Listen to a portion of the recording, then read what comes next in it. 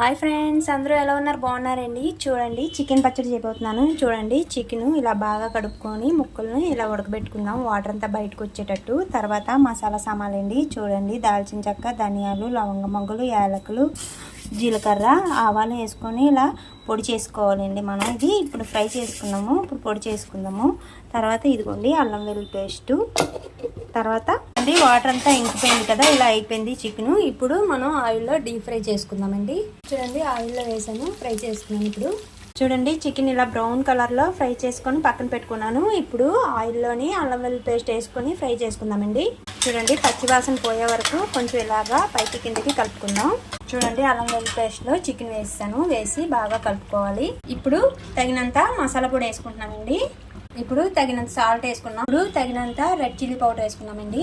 చూడండి, 10 నిమ్మకాయలు ఇలా గ్లాసులో రసం తీసుకొని వేసుకుంటున్నాను. దీంట్లో చికెన్ పికిల్ రెడీ.